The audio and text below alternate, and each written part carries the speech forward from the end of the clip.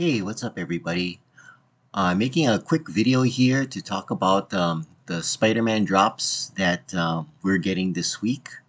We're getting Amazing Spider-Man number 2 and Amazing Spider-Man number 4. VeVe's dropping both of them in the same week, which I find very unusual. But anyway, I'm not going to complain.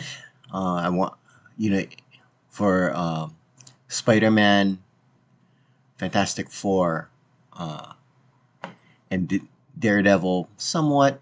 Uh, yeah, I'd want to collect everything up to issue 100 if they release it. But anyway, the topic of this video, and I'm going to try to keep it really short, is as you saw in the title of Grails everywhere. Uh, a number of the people making content have said, "Well, VeVe's dropping another Grail, and look at the gold collect value of a 9.6." So Monty Python and Indiana Jones, a Grail was like one thing. It was kind of limited. And what I want to talk to you about as being more of a comic collector in the physical world, um, I want to like put this into perspective for you. And some of you probably are. I'm assuming a lot of you may already know this, but I just want to just state it for the record and to put things into perspective.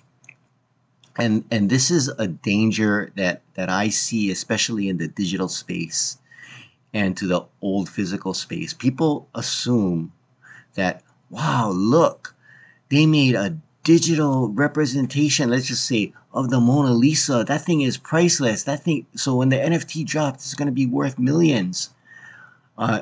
No, it's a non it's a non sequitur. You cannot equate physical world value, especially for art or rare pieces, especially something ancient, with NFTs. Just because they make an NFT of it, it doesn't mean that it's going to be worth a lot of money. It could be, but it doesn't necessarily equate. So don't get sucked in by the real world values, and I'll explain why. And we'll look at Spider-Man number 4. If you look at the CGC census, there are only 3,015 graded in the world ever. So this is less than half the mint release of this comic at 7,500, which in my opinion is a little low, especially for a book of this importance. But anyway, I've made videos of that in the past, and I'm in the minority there because people want to keep the secondary market value up when we only have so few users, active users, less than 20,000 a day, active wallets. I think people are a little too short-sighted there. I'd prefer they play the long game, especially for this. But let's get to the points. Number one is there's so few comics created. Because why? I consider old comic books art. Because number one, they're like paintings. We have to remember, when comics were made back in the day, way back in the day, they were printed on really cheap, junky paper, so they weren't meant to last. They were meant to be rolled up, and kids hitting each other over the head or whatever, or cutting them out and making posters or whatever. It wasn't meant to be kept. So if you look at how many there are, like the CGC 9.6, there are only 3 in the world. And they've only been 2 sales, so one guy is a total hodler. So hence the value is really high. But the other reason why it's high is because of the IP, because it's Spider-Man. So let's take a look at an older comic, for example. So don't assume I'm saying, oh, just because there's so few of them, it's going to be worth lots of money. Let's look at Tales to Astonish 3. Great artist is Jack Kirby. It's super old. It's 1959. It was before I was born.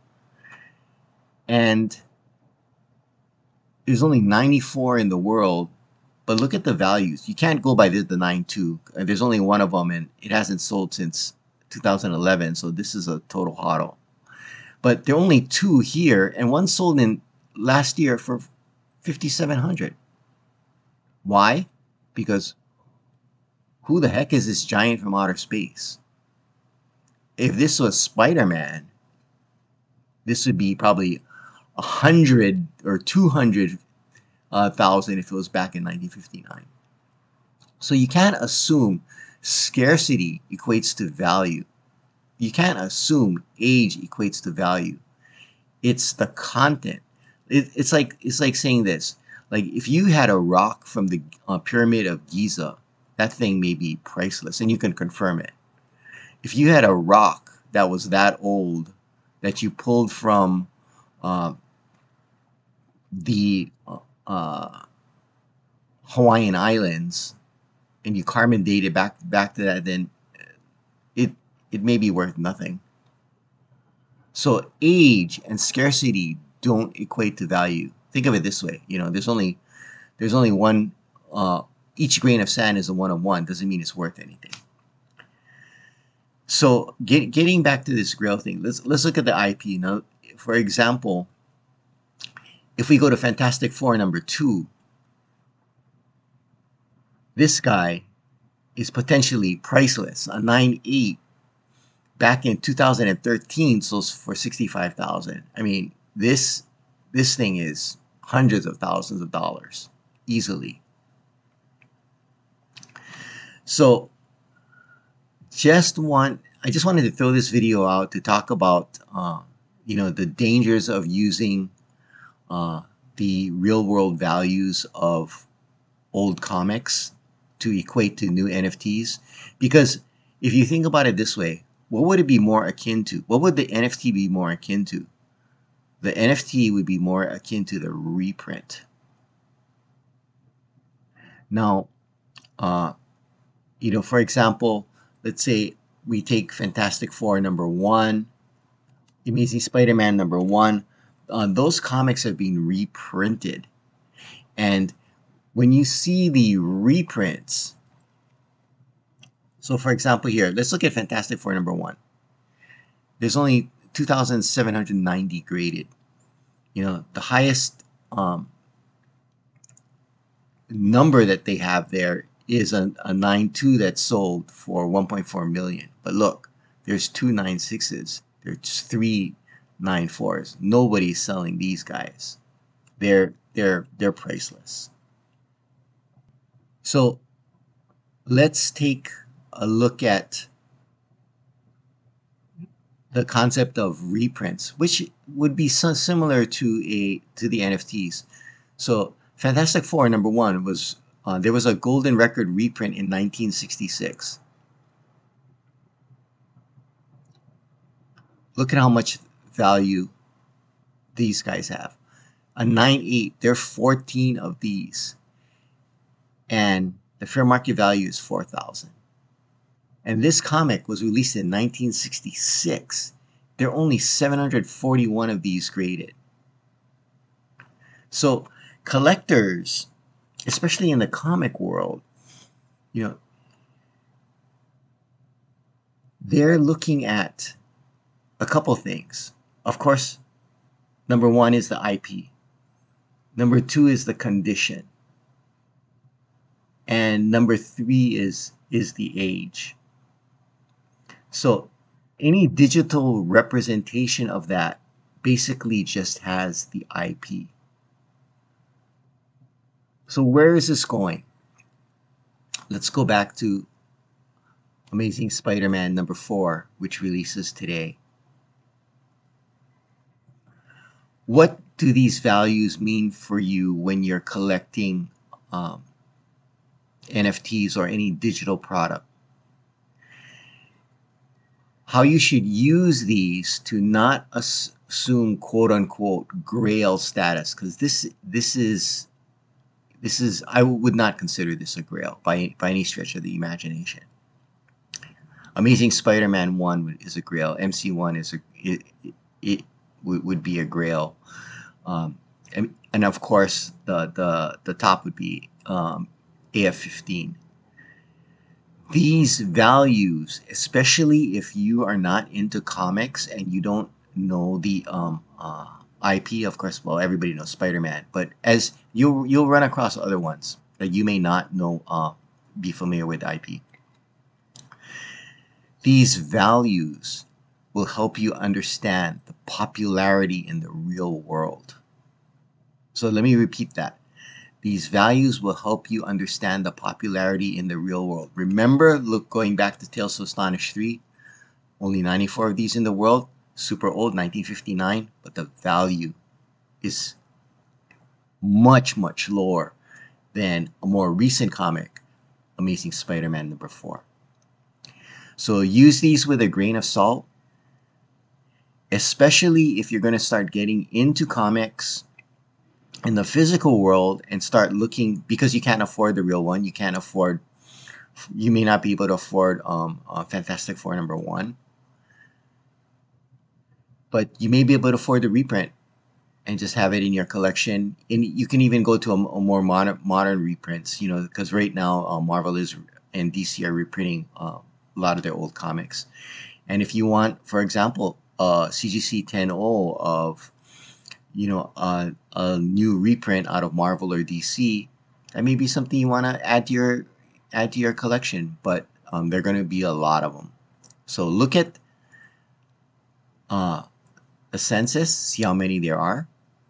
Look at the IP, and that will help you determine the value for you, which is probably more important, unless you're doing this as an investment.